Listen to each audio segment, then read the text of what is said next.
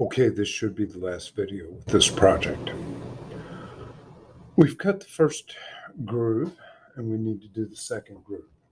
In this particular case, we'll do it a little different. We're going to go from the last time we started at the bottom edge, cut up. This time we're going to go to the top edge and cut down. And to do that, we need to we're going to create another construction plane. So that's an offset plane.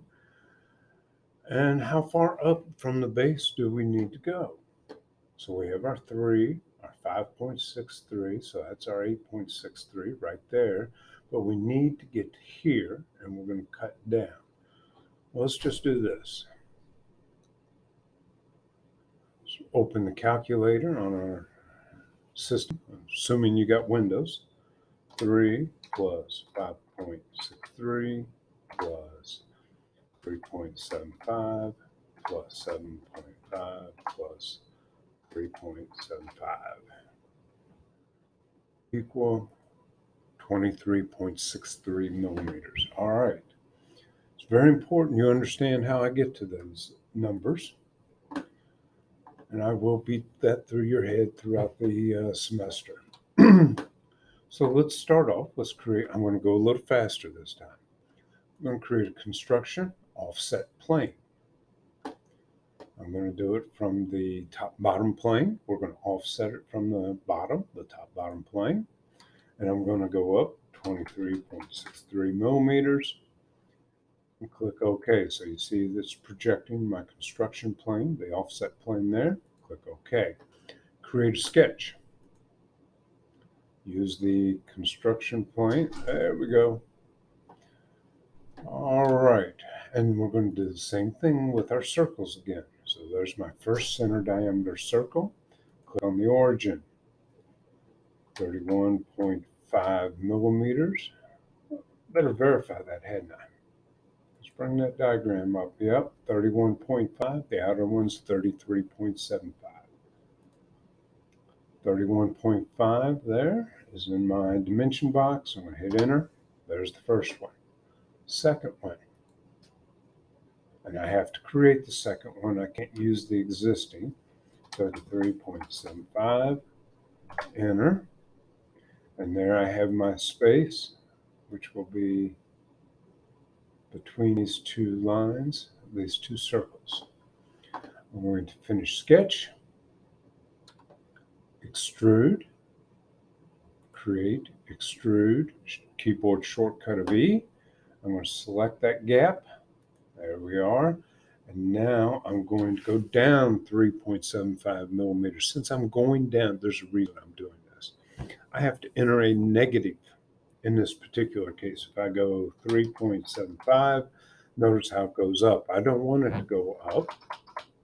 I want it to go down, negative 3.75. And there it is, cutting a groove down. My operation is cut. I'm going to click OK. So the basis there's pretty much done. Let's go back and look at the completed one. So what we need to do is we're going to soften these edges a little bit, add our grooves, and cut our hole in the middle.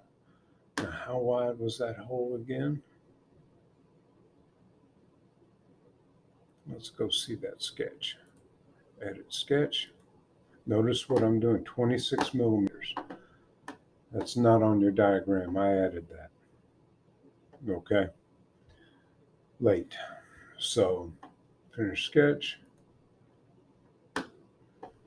So we're going to add fillet, fillet, fillet. We need to round this corner off and then cut our hole. The order is not necessarily that important.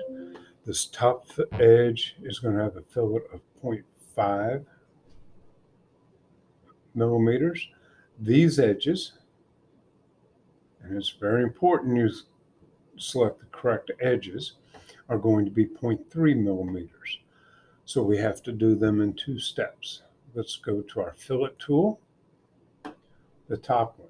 So see how the edge of that top circle highlights. I'm going to click it, select it, 0.5, Notice how it rounds off that edge a little bit, just softens it up. I'm going to click OK.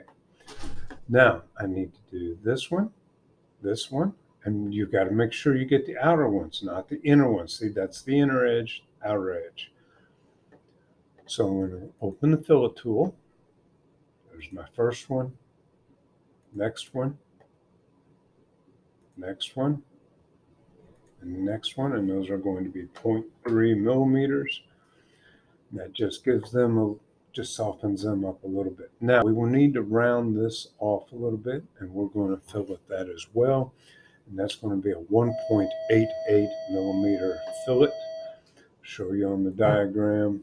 You're going to find that right there. See the radius, 1.88. It's hitting that arc right there, that curve. So fillet tool, click OK here. Got those done. We're going to open the fillet tool again. Select that edge, and that's going to be 1.88. All right. And click OK. Let's go to a front view. You can see how we made that a nice smooth arc and how those edges are working. Now, why have I worried about these ridges and so forth? When a hose, it's just going to be more than likely a rubber end that slides over that. And then you're going to put a clamp on it that tightens down. Well, what the hose is going to do, that rubber is going to be, that surface is going to come along here. And when you clamp it down and tighten it, that rubber then will fill into this crevice, this crack here. No, not crack, but the open here. And that will make it more waterproof because it's not just a straight line. It's going to come down and will help seal it off better. All right, so we need to cut the hole in the top and add threads. Let's do the threads first. So we have a tool to create our threads. Create. And if I come down, there we go, thread. And it opens my thread palette. First thing I want to do is I want the thread to be modeled. If you don't check model, all it does is project an image of threads where you want it to be. We want the threads to actually be part of our model. If we 3D print this, they will print. If we don't model it, they will not print. Okay, we're going to keep our thread type. We're going to select our face. There we go. We want it to be a 5.5 millimeter and an M5.5 by 0.05, 0.5, I mean. We're going to click OK. So now you see that this hole is threaded. We're going to do the same thing with each one. For some reason, it does not allow me to do multiple holes at the same time. Click OK. Thread, select there, everything's right, modeled. Click OK. So that's done. Last thing is, let's cut the hole. All right, I'm going to create a sketch, and this time I'm going to sketch on the top surface of my design. There we go, click on it, that's what I see. And now notice, I haven't brought this up yet either. Notice when I go into sketch mode how my menu changes up here, okay? I'm going to create a center diameter circle. I said it was 26 millimeters. There we are, 26. Yep, enter, finish sketch. I'm going to select extrude, select my circle I just created, and I'm going to take the arrow and I'm going to drag it down through, and I'm going to go down all the way through the bottom. My distance does not have to be precise here. It just needs to go through the entire design. Notice my operation is cut because I'm removing material by moving that way. And I'm going to click OK. Hello. Yes. Question. In power school, Hold on just a second. I'm recording a video. Let me pause it. All right. Sorry about the interruption. I run the school system here, the high school, so I get phone calls on a regular basis about accessing reports and things of that nature. So if we flip over our design after we've cut our hole, you can see that there's a hole running through the middle of it. This end, you would want to put a gasket in there, would fit against the object that you were going to join it to, and bolt it down. The hose would fit over this coupling,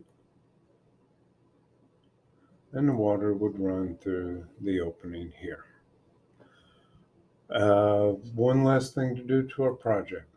Let's give it an appearance. So over here in my browser, okay, this is something we're going to use a lot in class. So you're going to be expected to know when I say go to the browser, it's this section over here. We're going to expand bodies. We just have body one, which is our coupler. I'm going to right click on body one and choose an appearance. And I'm going to go into metals. And let's make it brass. And we'll make it a polished brass. So I'm going to click and drag that and drop it on the body. And there I've changed the appearance. And we are done.